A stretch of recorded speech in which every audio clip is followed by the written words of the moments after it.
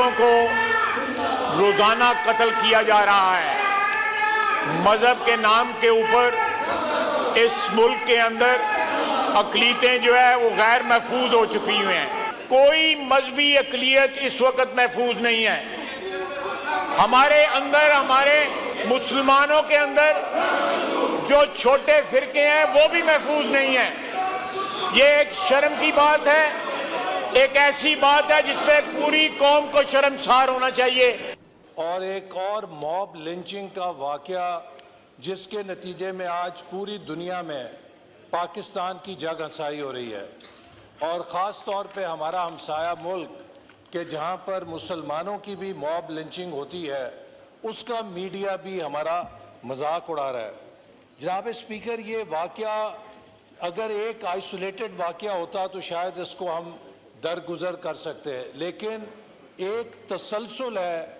आपने देखा कि सियालकोट के अंदर इसी किस्म का वाकया पेश आया, आपने देखा जड़ावाला में इसी किस्म का वाकया हुआ, आपने देखा सरगोदा में इसी किस्म का वाकया हुआ, इचरे में इसी किस्म के वाक़े से हम बच निकले।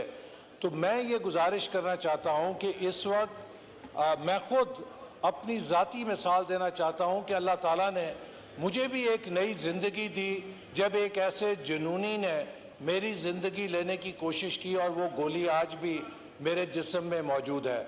मेरी आपसे ये इस्तदा है कि हमें इस ऐवान को, इस वाक़े का नोटिस लेना चाहिए, चूँकि हमारा मुआशरा एक ऐसी तबाही के किनारे पे पहुँच चुका है कि जहाँ पर स्ट्रीट जस्टिस, मॉब लिंचिंग के ज़रिए हम दीन के नाम को इस्तेमाल करके आइन, कानून, रियासत के तमाम बुनियादी असूलों को पैरों तले रोंदते हैं। और जनाब स्पीकर, देखिए कितने अफसोस की बात है कि इस्लाम जिसने हमें ये तालीम दी कि अगर काफिर की लाश है उसकी भी हुर्मत का एहतराम किया जाए, हम न सिर्फ ये कि मॉब लिंचिंग से लोगों को मारते हैं बल्कि उनकी लाशों को आग लगाकर उसको तमाशा देखते हैं।